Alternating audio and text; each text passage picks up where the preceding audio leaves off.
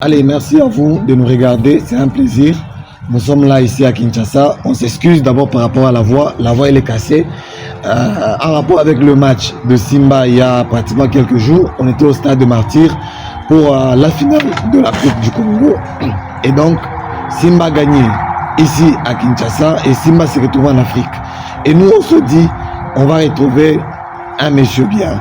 Vous le connaissez très bien dans la ville de Kolwezi, mais aussi les Lolaba en général.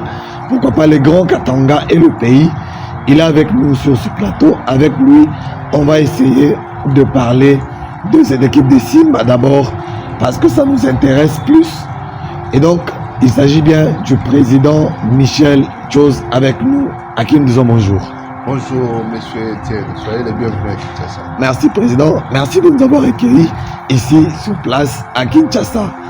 Donc, on va parler de Simba, votre club qui a joué la finale le dimanche dernier et l'équipe a gagné. Ça vous a fait quoi de voir cette victoire? Oui, merci beaucoup pour la question. Je salue les téléspectateurs qui nous suivent de partout en RDC, plus particulièrement au Lualaba ici. L'équipe de Simba nous a beaucoup émerveillés parce que gagner le premier titre, premier trophée au niveau national, c'est vraiment une joie. Nous avons été impressionnés par les jeux présentés par l'équipe, la façon dont ils ont gagné avec manière. Les matchs étaient très fermés et finalement l'équipe a su trouver la faille pour marquer les buts, l'unique but qui a fait de nous champions, nous Simba Kamikaze. Ouais. Voilà pourquoi c'est une grande fierté pour moi en tant qu'ancien joueur et en tant qu'ancien dirigeant du club. C'était parmi vos objectifs d'ailleurs, avec ce que vous étiez, cette structure-là, souvent Simba. Les objectifs c'était que le Simba un jour puisse jouer l'Afrique. Oui, voilà. C'était un rêve. Le rêve aujourd'hui est devenu réalité. Coup de chapeau aux jeunes gens qui ont montré de quoi ils sont capables. Je fais un petit coucou au capitaine Kamonga. Voilà. Kamonga, qu'on appelle l'un des anciens. Communément Kulukuta, qui a pu résister au temps. Voilà. Qui a pu résister au temps jusqu'au sac. C'est vraiment de quoi les féliciter. Je l'ai vu grandir dans le football. J'ai eu des temps de jeux avec lui ensemble en amical. C'est vraiment un joueur formidable. Et il a prouvé de quoi il est capable aujourd'hui des champions du Congo. Et il est devenu aussi un joueur capable de participer au plus haut niveau, au niveau africain. Voilà. Et je ne peux pas vraiment passer sans remercier l'entraîneur Daouda Lupemba et Mukubwa Mutombo écossais, ainsi que le staff qui ont fait un travail formidable. Et je félicite les comités dirigés de main de maître par Madame la gouverneure, son Excellence Fifi Masuka, qui a compris en marge des actions de Sauvons Simba que Simba avait besoin d'un leadership fort et d'un encadrement. Madame a compris, a entendu l'appel, les cris d'alarme du collectif Sauvons Simba. Elle est arrivée au club et aujourd'hui le club a produit des résultats. Mais je ne peux pas passer sans remercier les anciens dirigeants. Ouais. Les anciens dirigeants qui ont posé les jalons.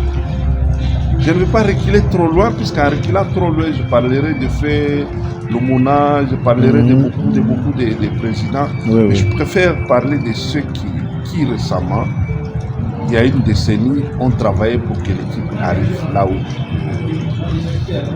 où nous sommes aujourd'hui. Le président Tchassa, qui a posé les jalons, le président Tchipoun, Bakorbert, l'honorable, qui a posé, qui a vraiment amorcé l'organisation. L'organisation, les contacts qui ont fait que Simba soit vu au niveau national et aussi l'ensemble des dirigeants qui ont été chez Simba, ils sont partis et l'ensemble des coachs, des encadreurs sont partis. Omer, Bœuf, etc. Ils sont Tostao, etc., etc. Ils sont très nombreux qui ont participé à la réussite de Simba. Est-ce que vous pouvez dire que c'est pas un fruit du hasard et retrouver Simba à ce niveau? Non, Simba aspirait cela. Malheureusement, c'était dans une phase préparatoire. Vous savez, les résultats, dans le football, les résultats viennent après plusieurs années.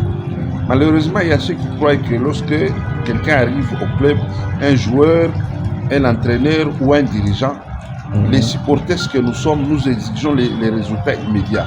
Et les résultats se préparent. C'est ainsi que quand on a les résultats, ce n'est pas les fruits de ceux qui dirigent aujourd'hui seulement. Voilà.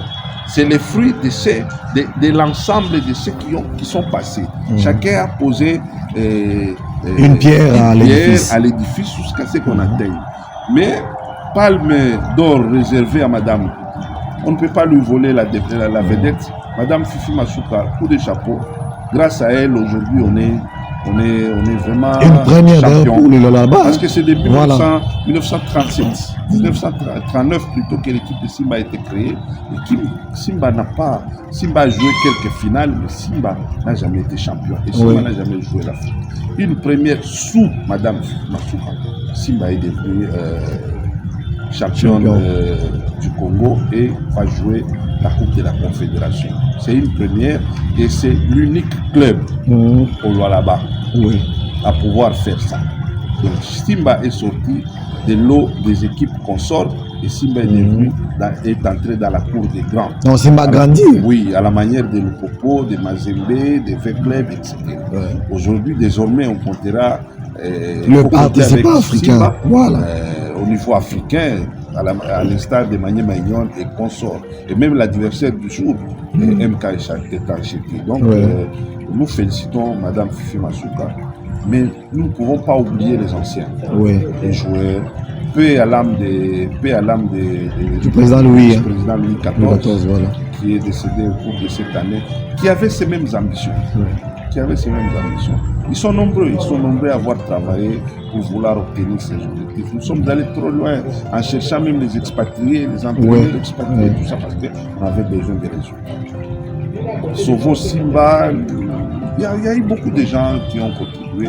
Je les salue et je ne peux pas être ingrat. Je remercie tous ces gens pour le travail. Alors, l'équipe de Simba, c'est une équipe qui fait maintenant la fierté du Lualaba, en particulier du Katanga et de la RDC en général. Parce que c'est une équipe qui va porter l'étendard de la République démocratique du Congo au niveau africain. Voilà, en quelque sorte, les sentiments que nous ressentons. Donc, c'est un sentiment de fierté, un sentiment de joie. Aujourd'hui, c'est un sentiment, en fait, on peut même dire un sentiment de travail bien accompli, sans oublier qu'il y a encore beaucoup de choses à faire, parce qu'il ne suffit pas seulement de se qualifier en Afrique. Il suffit plutôt de conserver les titres et de faire mieux. On ne part pas en Afrique pour revenir et puis être oublié. On doit se maintenir. Voilà en quelque sorte pour répondre à la question. Et déjà aujourd'hui, est-ce que, selon ce que vous voyez dans l'équipe a quand même les armes pour jouer l'Afrique? Oui. Le moyen, les joueurs, le staff, est-ce qu'on peut dire que cette équipe-là peut jouer facilement à... Commençons par les moyens financiers. Parce que c'est le plus grand problème dans l'ensemble de nos clubs ici en Afrique. Simba doit avoir beaucoup de moyens. Parce que Simba, c'est une équipe, un club qui se trouve dans la province la plus riche de la RDC. Les Lualaba contribuent, les mines du Lualaba et du Katanga en général contribuent à environ 80% des recettes de ces pays. Alors, conséquemment, on doit avoir une équipe très forte au Lualaba. Simba ne devrait pas manquer de partenariats, des sponsors. Parce que compter sur la poche de la seul gouverneur, c'est une erreur. L'argent des cotisations est difficile à gérer que l'argent des partenariats. Ok. Simba aujourd'hui doit compter sur le partenariat, améliorer sa gestion, sortir d'un club ASBL où des gens peuvent se cotiser pour jouer au match et aller maintenant dans les partenariats commerciaux. Oui. Les lois là-bas, et sans manquer les entreprises, les sociétés minières, pullulent le loi là-bas. Aux dirigeants de Simba de voir comment prendre contact avec les différentes entreprises pour signer les partenariats de sponsoring, de façon que Simba aille de l'avant et ne puisse pas reculer. Alors, Madame Fifi peut être de bonne foi pour mettre les moyens, mais à un moment donné, ça va dépasser ses limites. C'est pourquoi nous demandons au comité dirigeant de réorganiser les choses, de ne pas exclure les gens, organiser avec ceux qui veulent être membres de Simba. Les anciens de Simba sont nombreux, et les nouveaux qui peuvent venir. Trouver les membres d'honneur qui contribuent et que ça ne soit pas seulement l'affaire de Madame Fifi, puisqu'elle a une famille. Elle travaille pour une famille. Là aussi, c'est besoin privé. Et puis, elle a ses besoins privés, et puis c'est un mandat politique. Mais trouver des personnes qui peuvent apporter de l'eau au moulin pour que l'équipe aille de l'avant. Signer les partenariats avec les entreprises minières et les entreprises commerciales qui sont permanentes là-bas et ailleurs pour leur visibilité, de façon que Simba ait beaucoup de moyens qui permettent à ce que, même si nous participons en Afrique, même si nous ne disons pas que nous devenons champions d'Afrique directement, mais le fait de participer, de commencer, ce n'est plus pour reculer et ça demande des moyens. Voilà. S'il n'y a pas les moyens financiers, nous allons dire. Les moyens financiers engendrent des moyens logistiques. Simba doit avoir maintenant un siège. Un bon siège d'encadrement des jeunes, parce qu'il ne faut pas oublier que pour jouer la compétition africaine, vous devez faire preuve de certains conditionnements, c'est-à-dire il y a des conditionnalités, vous devez prouver que vous avez l'encadrement des jeunes filles, des jeunes garçons, etc., des équipes d'âge. C'est important. avoir l'infrastructure adéquate. Il ne faut pas se contenter toujours d'aller jouer dans le stade Mazembe, au stade de Marseille. Est-ce qu'aujourd'hui, vous pouvez dire que plusieurs fois vous avez décrié la manière que le stade Dioura a été construit? Est-ce qu'aujourd'hui, je pense qu'il faudra s'activer pour avoir maintenant un stade, parce qu'on a déjà un club qui joue l'Afrique. Il y aura des visiteurs qui peuvent venir pour voir le stade, aussi mal s'entraîne. Décrier, c'est un fait. Encore faudra-t-il corriger. Oui. Et là, il y a beaucoup de moyens. Corrigeons. C'était le début, c'était les gens sont venus, ils voulaient faire ceci, peut-être à la limite de leur connaissance, ils ont fait ce qu'ils pouvaient faire. Mais que des gens qui ont des connaissances, les connaisseurs en la matière sportive, surtout aux exigences de la CAF et de la FIFA, peuvent corriger cette infrastructure de Dieu ou en construire encore notre stade, de façon que à chaque fois que Simba recevra les équipes qui viennent de l'Afrique, puisse jouer dans son propre stade. Mais c'est là, c'est tout un projet, il faut y aller mollo mollo. En attendant, on peut se contenter des stades de Mazembe et autres, ça dépend, mais il va falloir en construire pour dire que si Simba aujourd'hui est arrivé en Afrique, il ne faut pas que ça soit seulement Simba. Il y a les rivales de Simba, Manika, aussi, qui est monté beaucoup. Je salue les dirigeants de Manika et les supporters de Manika. Félicitations pour les efforts qu'ils ont fait. Ils sont aussi en première division, c'est une bonne chose. Je pense qu'il y aura vraiment un véritable challenge à Colombie aujourd'hui lors de la Grand Foot. Donc il faut organiser, avoir des infrastructures, sortir de là, recruter des bons joueurs qui vont participer. Mais je ne suis pas vraiment partisan de la politique de recrutement des joueurs à chaque fois qu'on a atteint un niveau. Sportivement parlant, je pense qu'on doit voir les équipes d'âge. Parce que moi-même, je suis le produit de l'équipe d'âge de Simba. J'ai évolué dans l'équipe junior jusqu'à jouer à l'équipe senior. C'est toujours une bonne chose. À l'époque, Simba n'est recruté par les joueurs de l'extérieur et prenait toujours dans ses bases. Il faut reprendre cette culture de former les joueurs localement. Mais c'est tout un processus. Ce sont les études à faire, les études de faisabilité, étudier et oser commencer. C'est la moindre chose. Mais en attendant, se contenter des moyens qu'on aura pour recruter de très bons joueurs qui ont l'habitude de participer aux compétitions africaines. Donc voilà en quelque sorte en ce qui concerne les moyens que Simba peut disposer. En ce qui concerne les moyens humains, l'appui, c'est toute une province, c'est toute une région qu'on appelle le Katanga, c'est tout un pays qu'on appelle la RDC qui sera derrière Simba. J'ai vu au stade de Martyr que les Chinois qui ne connaissaient pas Simba ont porté rouge et blanc, sont venus soutenir Simba parce qu'ils avaient le souci que Simba, c'est l'équipe de notre pays. À défaut de soutenir MK, il y a ceux qui sont venus soutenir MK, il y a d'autres qui n'avaient pas de choix que de soutenir Simba. Ça signifie que où que Simba puisse jouer, dans n'importe quel stade, Simba aura toujours l'appui des Congolais. Alors, à nous de nous préparer pour voir dans quelle mesure nous pouvons faire en sorte que les choses aillent de l'avant. Donc, une équipe de football, ce n'est pas une équipe qui peut évoluer aléatoirement. Tout se prépare, tout s'organise. Et dès qu'on s'organise, les choses peuvent bien aller. Voilà. Et déjà, donc aujourd'hui, on peut dire que les fanatiques aussi doivent changer le comportement, ils doivent grandir parce que là, c'est déjà l'Afrique où l'équipe va participer. Oui, le plus grand problème reste au niveau des fanatiques. Le plus grand problème reste au niveau des fanatiques, mais les fanatiques sont éducables. On dit souvent, c'est pourquoi vous allez remarquer qu'au niveau des règlements FIFA ou CAF, lorsqu'il y a des problèmes, les fanatiques commettent des gaffes. Les civilement responsables, c'est les dirigeants, c'est les clubs. Les clubs doivent éduquer des fanatiques. Les fanatiques doivent venir au club. Simba, l'équipe de Simba, pour contribuer à apporter un plus. Pas pour venir chercher à gagner leur vie au sein de l'équipe. Pas pour venir insulter, décourager. Je suis de ceux qui connaissent la réalité. Il y a eu beaucoup de dirigeants qui se sont découragés à cause des insultes. Donc il va falloir éduquer ou rééduquer les fanatiques. Il ne suffit pas de dire si manier tout, non, pas monument, pas le non. Simba, c'est aujourd'hui une institution.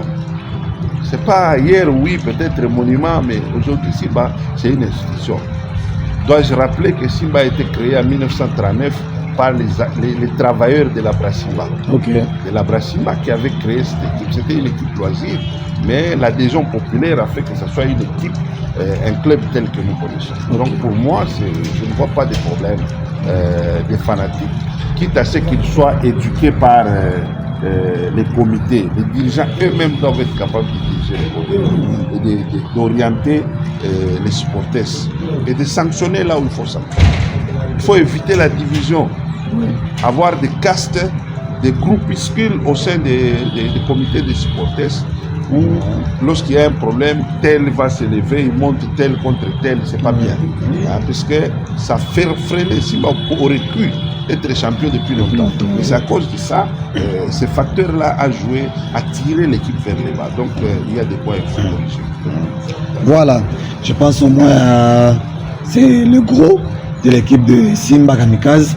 On va un peu changer de donne parce que vous n'êtes pas seulement dans Simba, vous êtes aussi acteur politique et aussi un grand homme politique de ce pays. Aujourd'hui, on va parler d'abord de la santé politique. On ne vous sent pas vraiment dans la politique, ça fait presque plus d'une année et demie ou 2 ans. Quelles sont vos perspectives? Vous avez laissé la politique ou soit vous êtes dans l'observation? Non, je suis de ceux qui disent toujours que les politiciens ne sèchent pas, ou les politiciens ne meurent pas. Mais en fait, il faut avouer que la politique est dynamique. La politique est dynamique. Il va falloir contextualiser à chaque fois qu'on fait la politique. On doit être capable de contextualiser, de comprendre on est dans quel contexte et adopter une attitude adéquate, adaptée aux circonstances. Ainsi, pour ce qui est de notre cas, je dois rappeler que je continue à être secrétaire général du parti Action pour la dignité du Congo et de son peuple. Même si le parti a été interdit de fonctionner? Non, le parti n'a pas été interdit. Okay. Je dois confirmer à l'opinion nationale qu'internationale, les partis n'ont jamais été interdits de fonctionner. C'est notre silence a fait que les gens puissent croire. Parce que nous sommes des scientifiques et des intellectuels. Nous devons éviter souvent de recourir aux informations de la rue. Parce qu'aujourd'hui, les réseaux sociaux constituent la rue. C'est qu'autrefois, c'était la rue qu'on appelait au Katanga, on appelait Radio Musumba. C'est qu'est devenu les réseaux sociaux. Les réseaux sociaux ont favorisé l'émergence d'une catégorie de personnes nuisibles à la société, qui ne pouvaient jamais, sans réseaux sociaux, réunir 5 personnes et communiquer. Et aujourd'hui, ces gens s'adressent à des milliers de personnes, à des milliers de kilomètres sans autorisation. Là, c'est l'inconvénient des réseaux sociaux quand ils ne sont pas régulés. Bien canalisés, voilà. Donc, ces informations-là, selon lesquelles l'action pour la dignité du Congo et de son peuple a été interdite de fonctionner sur l'ensemble du pays, c'est une fausse information. Parce qu'il ne faut pas oublier qu'un parti politique est créé sur base des normes. Et pour qu'un parti politique soit radié, il y a aussi les normes. Même si on interdisait, on suspendait un parti politique, on doit notifier ces partis politiques. En ayant 8 jours, si ces partis politiques n'est pas notifié, donc il n'y a rien. Nous n'avons jamais eu la notification. Et nous n'avons jamais eu de problème en tant que parti politique pour ne pas fonctionner. Et pour gêner l'action gouvernementale ou déranger les institutions. Nous sommes un parti de patriotes, de nationalistes qui se comportent dignement. Donc, il faut vraiment... Mais non, je lève l'équivoque. Pourquoi il n'y a pas de réunion? Donc, c'est comme si le parti n'existe presque plus. Nous avons adopté un comportement qu'on appelle l'hibernation politique. L'hibernation politique, dans le sens, j'ai parlé des contextes et des circonstances. C'est ça la politique. Et en politique, il faut être capable d'anticiper et même d'improviser. Ce sont des ingrédients politiques que nous devons avoir. Alors, compte tenu de certains impondérables, nous avons décidé d'entrer dans l'hibernation politique. Mais cela ne signifie pas que nous avons disparu, que nous n'existons plus. Non, nous sommes encore là. L'ADCP est là et l'ADCP entend jouer son rôle majeur, qui est celui de redonner la dignité du peuple congolais et de la République démocratique congolaise au sein du concert des nations en restaurant les valeurs régaliennes de l'État, rétablir les pouvoirs régaliens de l'État, entre autres la police, le gouvernement, l'administration, la justice et consorts. Ça permet à ce que nous puissions aller de l'avant. Et l'ADCP est toujours à l'activité. Il y a toujours des petits contacts que nous faisons, des réunions que nous faisons de gauche à droite. Sauf que les enjeux politiques actuels ne nous permettent pas de faire de grandes manifestations, de faire montre à tout le monde que nous existons, parce que nous avons adopté l'hibernation et progressivement... Et l'ADCP est dans l'union sacrée ou soit dans l'opposition? L'ADCP, en fait l'opposition, il faut reconnaître une chose. Dans les pays comme les nôtres, il y a ce qu'on appelle la majorité au pouvoir et l'opposition. Oui. Alors, nous sommes un parti politique qui n'a ni député, ni bourgmestre, ni ministre, ni président de la République. Donc, nous ne participons pas à l'action gouvernementale. Oui. Voilà. C'est ainsi que nous sommes une sorte d'opposition républicaine. Une sorte d'opposition républicaine qui comprend facilement comment les pays fonctionnent, qui comprend les difficultés qui sont les nôtres et qui apporte des solutions. Vous comprenez? Donc, nous ne sommes pas vraiment dans des ensembles politiques pour essayer de fonctionner. Nous évoluons en tant que parti politique. Voilà. Donc, pour nous, c'est ça. Et quant à ce qui concerne les aspects liés à la perspective d'avenir. Oui, parce que là, beaucoup de gens se posent des questions. Voilà. Perspective d'avenir de l'ADCP, nous sommes un parti politique qui a beaucoup d'avenir, qui entend jouer un rôle dans l'émergence de la République démocratique du Congo. Or, l'émergence de la République démocratique du Congo passe par le rétablissement de la paix. La paix est très importante. Si nous n'arrivons pas à recouvrer la paix, d'abord entre nous-mêmes Congolais et avec les voisins, nous ne pourrons pas nous développer. À chaque fois qu'il y a la guerre, les efforts qui auraient pu être consentis pour développer notre pays, les différents secteurs de la vie de notre pays, ces efforts-là sont annulés et on concentre les efforts du côté de la guerre, ce qui n'est pas bon. Nous pensons qu'aujourd'hui, il est temps de faire la paix avec tout le monde. Il est temps de faire la paix et l'ADCP lance un message d'alarme, un message de paix à tous les protagonistes. Il est temps de faire la paix.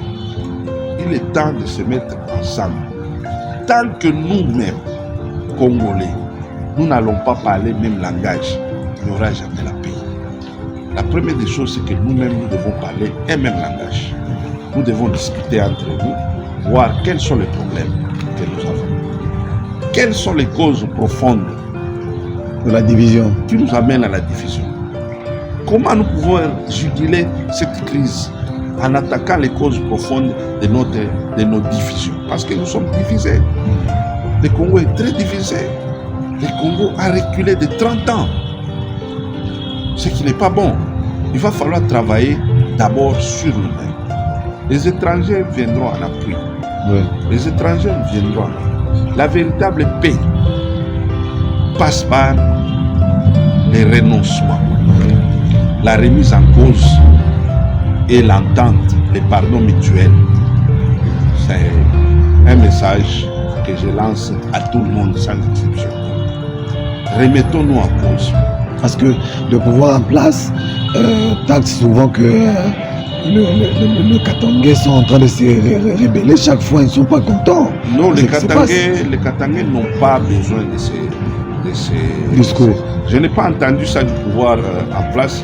Voilà. Peut-être de certaines personnes qui ne comprennent pas. Les Katangais n'ont pas besoin de se rébeller. Les Katangais font partie intégrante de la République démocratique du Congo, du peuple congolais. Oui. Alors, s'il y a des désaccords liés aux intérêts de gauche et de droite, nous pouvons nous mettre ensemble. Même les Katangais eux-mêmes, entre nous Katangais, entre nous Lualabé, nous devons nous mettre ensemble, parler les mêmes langages, bannir le tribalisme, le népotisme, protéger nos propres richesses. Parce que les richesses qu'on se targue la poitrine aujourd'hui, les substances minéralogiques sont épuisables et non renouvelables. Si jamais demain, nous continuons à ce rythme ici, de nous diviser et que nos richesses profitent aux autres, on est pire. Il y a presque, quand vous êtes à Kolwezi, à Lubumbashi, je dirais que Kolwezi, c'est la capitale du monde. Oui, parce que Kolwezi, vous avez toutes les nationalités. Oui. Et ces nationalités-là, les gens qui viennent ne vont pas nous laisser le temps. Ils nous créent des dissensions entre nous, des divisions entre nous, en même temps, ils sont démocratisés. Mais au fil des années, nous allons nous rendre, il faut demander aux géologues, au fil des années, nous allons nous rendre compte que nos mines seront épuisées. Et quand nos mines seront épuisées, nous aurons quoi, les trous? Est-ce qu'allons-nous encore nous targuer la poitrine d'être Katangais? Nous devons nous remettre en cause d'abord, nous-mêmes en tant que Katangais, nous devons parler même langage, se mettre d'accord, se réconcilier avec nous-mêmes, et se réconcilier avec les Congos, et arrêter de nous entretuer en tant que Congolais. C'est pour ça que moi, en tant que secrétaire général de l'ADCP, j'encourage la démarche, toute démarche tendant à ramener la paix. Je l'encourage. Je l'encourage parce que ça nous permettra d'être ensemble. Et plus particulièrement, les dialogues internes au sein du pays, les dialogues internes pour vider les points de frustration. Non, vous êtes pour un dialogue intercongolais. Ça ne termine jamais dans la vie. Voilà. C'est l'arbre à palabre des Africains. Ça ne termine jamais dans la vie. Dire que nous ne négocions pas, nous ne pouvons pas négocier avec les autres. Non, non. Nous devons négocier entre nous-mêmes Congolais. Les autres qui veulent nous imposer la paix moyennant quelque chose ne nous aident pas. Nous devons négocier nous-mêmes. Ceux de la Senko, SCC, les démarches qu'ils font, ces démarches-là peuvent aboutir à quelque chose. Il suffit seulement qu'on lui accorde du crédit, nous nous mettons ensemble, nous allons sauver notre pays.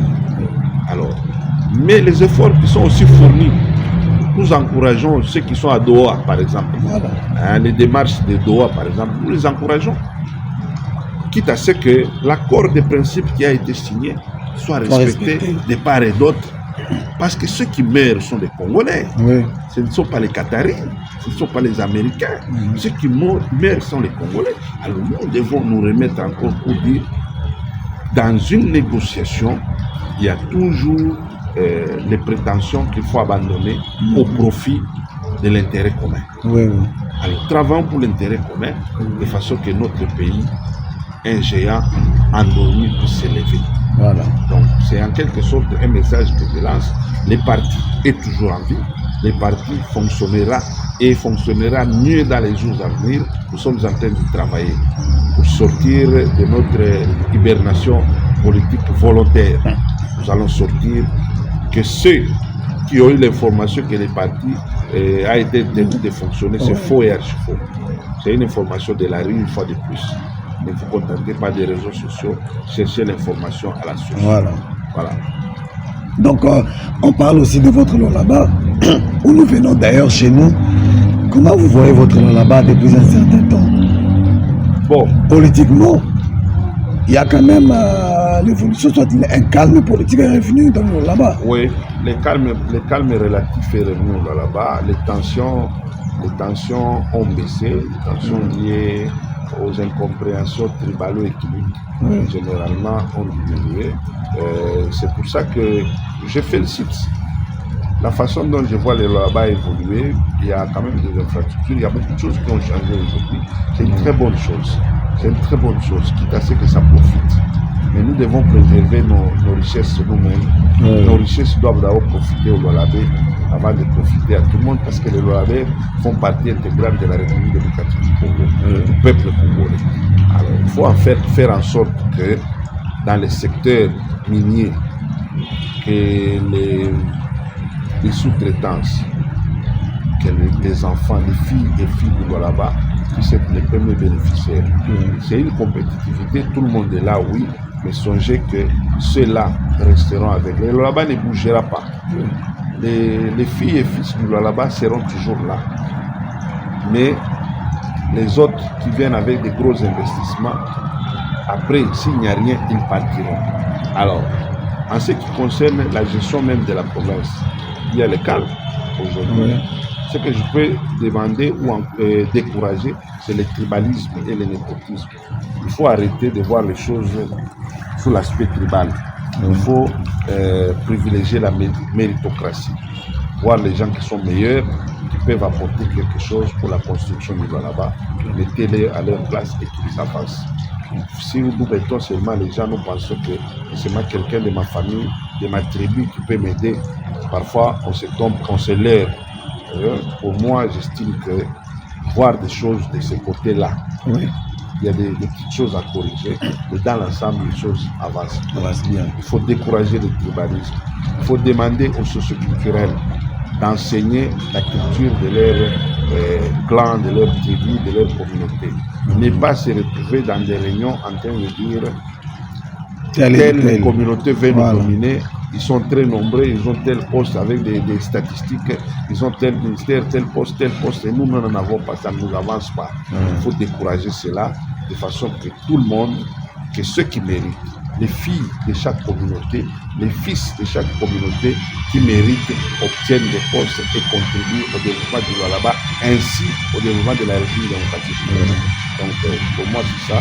Je salue tout le monde, tous les Lualabais, tous les membres qui sont à Colosie, et tous les membres de l'ADCT qui me suivent. Je les salue. Nous ne sommes pas encore mort, on ne nous a pas encore enterrés, nous sommes là et nous allons avancer ensemble. Voilà. On est arrivé à la fin. On vous dit merci de nous avoir reçus quand même dans ce beau cadre. C'est moi qui vous remercie. Voilà. Pour m'avoir donné l'occasion de parler à mes frères et sœurs. Voilà, on est à la fin de cette émission. On s'excuse encore de la voix. Donc, on va se retrouver très prochainement à Kolwezi. Et donc, avec l'équipe de Simba qui arrive d'ailleurs ce mercredi, on sera là. Restez branchés sur votre chaîne. Bonne fête à tous les kamikazes.